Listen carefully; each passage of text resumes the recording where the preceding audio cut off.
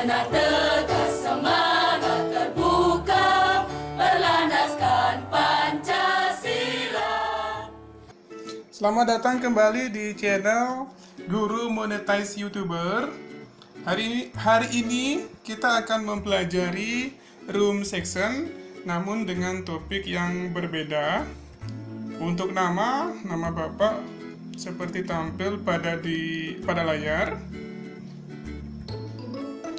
Peta konsep kita, nah ini untuk mengingatkan saja, masih di room section, ruang lingkup, jenis dan status kamar, perlengkapan kamar kita sudah pelajari di pertemuan sebelum-sebelumnya. Nah, untuk pelayanan room attendant dan jenis-jenis formulir di room section kita akan pelajari hari ini. Pelayanan room attendant. Nah, mengenai pelayanan di room attendant, Bapak akan menjelaskan yaitu shift atau jadwal kerjanya. Secara umum di beberapa hotel memang berbeda. Nah, Bapak akan jelaskan secara umum saja.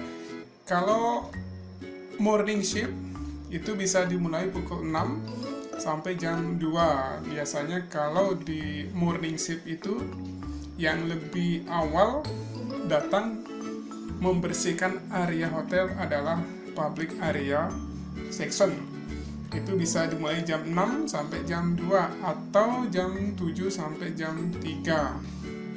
Kemudian disusul oleh bagian room ya, room attendant itu biasanya jam 8 sampai jam 4 sore. Kemudian yang kedua untuk evening shift itu bisa dimulai jam 2 sampai jam 10 malam atau jam 3 sampai jam 11. Bisa juga jam 4 sampai jam 12 malam. Nah, yang ketiga itu night shift. Itu jam kerjanya mulai pukul 10 sampai jam 6 pagi atau jam 11 malam sampai jam 7 pagi. Kemudian jam 12 malam sampai jam 8 pagi. Jadi saat pergantian shift 1 morning shift ke evening shift itu biasanya kalau yang datang jam 6 pagi sampai jam 14 biasanya sebelum berakhirnya shift pagi 1 jam sebelum berakhirnya itu jam 13 itu sudah ada. Tetapi kalau kita contohkan lebih pasti ya jam 7 sampai jam 15 jadi ada sudah masuk karyawan evening shift itu jam 2. Jadi tidak ada kekosongan shift. Ketentuan yang berlaku di room section, prioritas membersihkan kamar tamu. Nah, yang pertama dibersihkan adalah tamu yang memasang place make up room. Jadi tamu memasang biasanya di pintu place make up room, jadi kamar itu yang paling menjadi prioritas untuk dibersihkan terlebih dahulu. Baru disusul oleh kamar dengan status check out agar bisa dijual kembali. Berikutnya kamar dengan status occupied atau sedang ditempati. Didasarkan pada kondisi hunian kamar. Dalam kondisi high occupancy, kamar yang terlebih dahulu dibersihkan adalah yang berstatus vacant dirty atau check out. Nah, ini tujuannya adalah agar bisa dijual kembali. Dalam kondisi low occupancy, kamar yang dibersihkan terlebih dahulu adalah yang berstatus vacant. Nah, ini yang menjadi prioritas dari room section agar kamar memang benar-benar yang kosong atau check out dalam high occupancy bisa dijual kembali. Kemudian yang agak slow yaitu kamar yang berstatus vacant. Formulir yang digunakan di room section. Yang pertama ada room boy control sheet, yaitu digunakan untuk mencatat penggunaan amenities dan gas supplies. Room report digunakan untuk melaporkan status kamar. Housekeeping report yaitu laporan status kamar sebagai arsip kantor housekeeping. Lost and found report yaitu laporan mengenai penemuan barang milik tamu.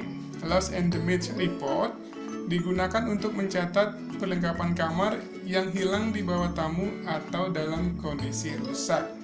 Repair and maintenance report digunakan untuk mencatat permintaan perbaikan pada engineering.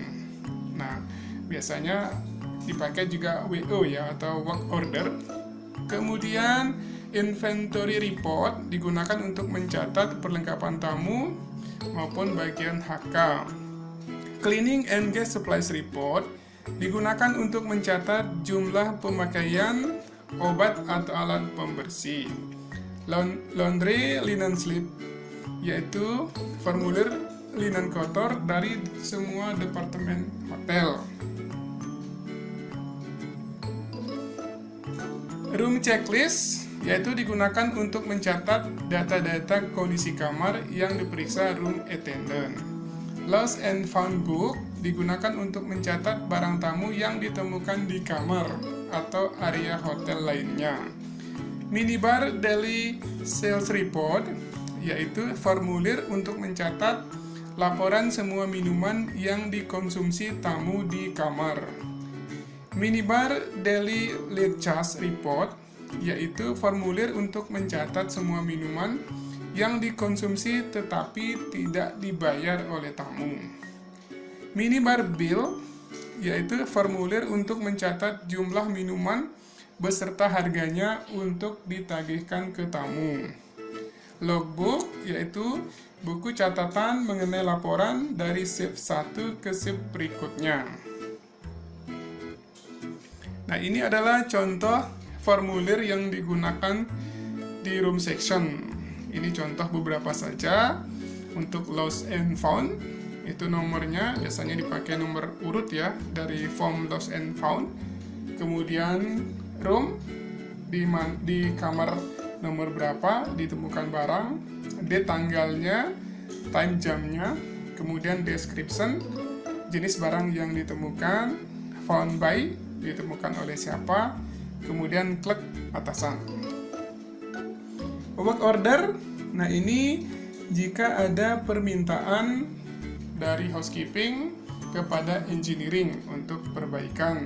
Untuk nomor sama, jadi nomor urut saja di work order, kemudian date time, tanggal dan jamnya, sender departemennya bisa housekeeping, please do the following, jadi perintahnya untuk perbaikan apa.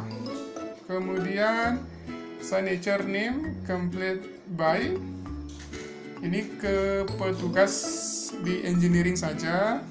Kemudian untuk sender trade-nya disamakan saja dari departemen engineering. Kemudian date time, yaitu tanggal dan waktunya. Kliknya di sebelah kiri itu atasan dari housekeeping.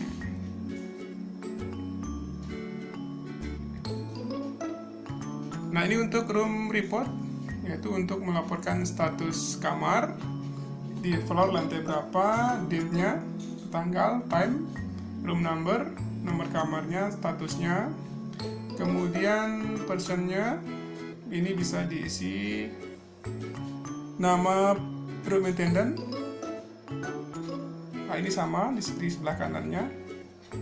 Kemudian information dikosongkan saja, check by supervisor. Lost and found book, ini hampir sama ya, untuk formulir untuk menemukan barang.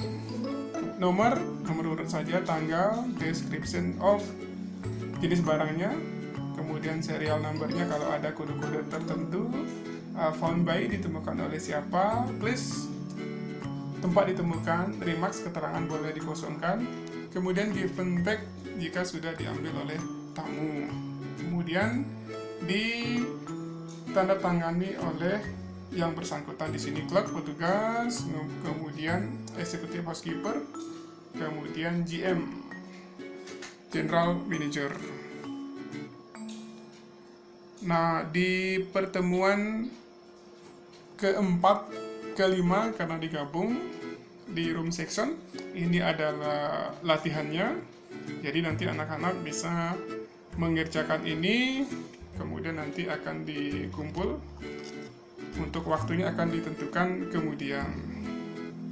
Baiklah anak-anak, kita telah tuntas mempelajari room section.